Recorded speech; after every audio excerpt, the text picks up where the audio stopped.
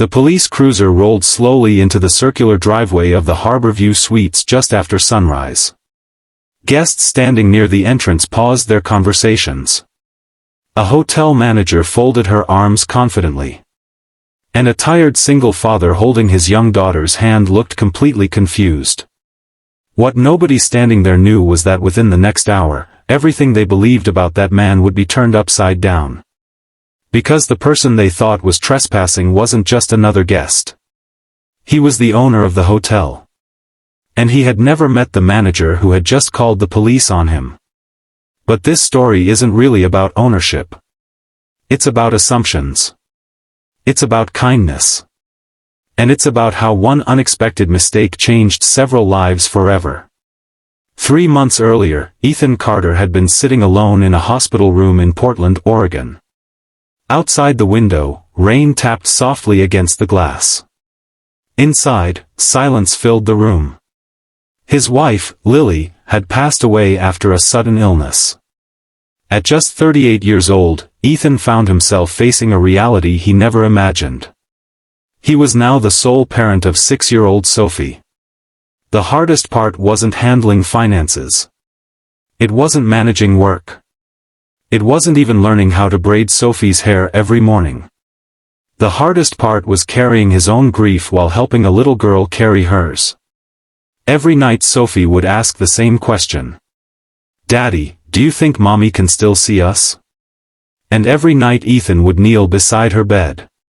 "I think love doesn't disappear," he'd say gently. "So yes. I think she can." Sophie would smile. Then Ethan would leave the room and quietly cry where she couldn't see him. Years before, Ethan and Lily had built a small hospitality company together. Nothing glamorous. Just a collection of independently owned hotels focused on treating people with kindness. They believed travelers remembered how they were treated far longer than they remembered thread counts or fancy decorations. Over time, the company grew. But Ethan never liked attention. Most employees never met him. He preferred working behind the scenes. After Lily passed away, he stepped away from daily operations entirely. The company practically ran itself under regional leadership. For the first time in years, Ethan took an extended break. His priority became one thing: being a father. One summer morning, Sophie wandered into the kitchen carrying a drawing. "Daddy?" Ethan looked up from his coffee. "What is it, sweetheart?" She held up a crayon picture. A beach. A sunset. 3 stick figures holding hands. One figure had wings. Ethan felt his throat tighten. "I made us a vacation." "You did?" She nodded. "We haven't smiled much lately." Children sometimes say things adults spend years trying to understand. Ethan looked at the drawing. Then he made a decision. Maybe they both needed a change of scenery. Maybe they needed a chance to breathe. Maybe they needed to remember that life could still hold beautiful moments. So they packed a few bags and headed for the Oregon coast. Their destination was Harborview Suites. One of the earliest hotels Ethan and Lily had purchased nearly 15 years earlier. Ironically, Ethan had never visited after renovations were completed. Life had gotten busy. Growth had happened quickly.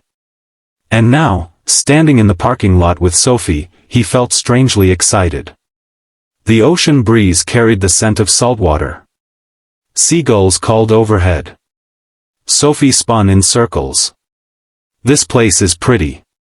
"It is." They entered the lobby. The hotel looked wonderful. Fresh flowers decorated the reception desk. Comfortable furniture filled the lounge. Employees greeted guests warmly. Lily would have loved it. Ethan smiled. Then he noticed something unusual. A maintenance worker was struggling to move several heavy supply boxes by himself. Without thinking, Ethan walked over. "Need a hand?" The worker looked relieved. "Seriously?" "Of course."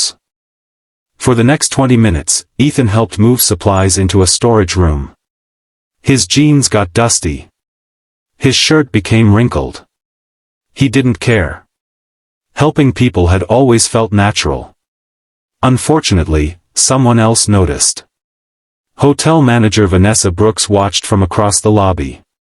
Vanessa was talented, organized, hardworking, and fiercely protective of the property. But she also carried a weakness she didn't recognize. She sometimes judged situations too quickly. From her perspective, she saw an unfamiliar man wandering employee areas. No guest badge. No staff uniform. Dusty clothes. Talking with maintenance workers. Her concern grew.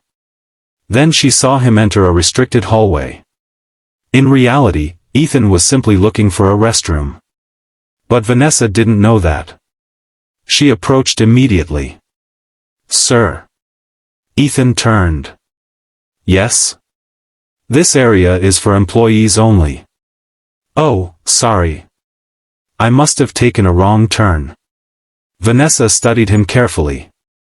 "What room are you staying in?" Ethan hesitated. "We haven't checked in yet." Her suspicion increased. "You haven't checked in?" "No.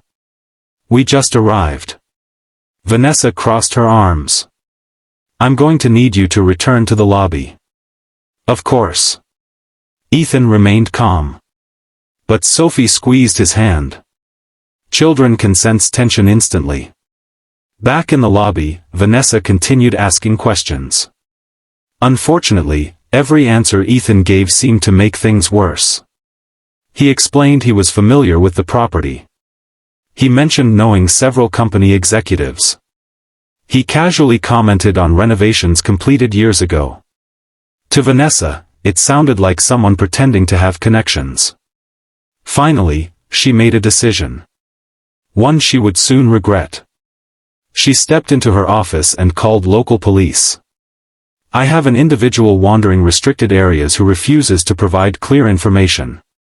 20 minutes later, officers arrived.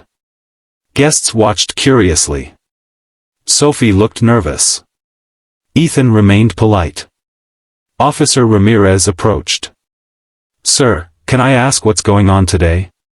Ethan smiled tiredly. "I wish I knew." The officer chuckled. That answer sounded more exhausted than suspicious. Vanessa explained her concerns. Officer Ramirez listened carefully. Then he turned back toward Ethan. "Do you have identification?"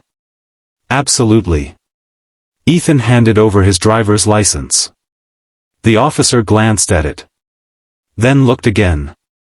His eyebrows rose slightly. The name seemed familiar. Very familiar. One moment. He stepped aside and made a phone call. A few minutes later, another manager hurried into the lobby from a nearby office. His face turned pale. "Ethan?" Ethan recognized him immediately. Mark. Mark Thompson was the company's regional director. Unlike most employees, he knew exactly who Ethan was. And judging by his expression, he also understood what had happened. "Oh no." Vanessa looked confused. "What is it?" Mark took a slow breath. Then he answered quietly. "This is Ethan Carter." Silence filled the lobby. "The founder." Another pause. "And owner." Vanessa's face lost all color.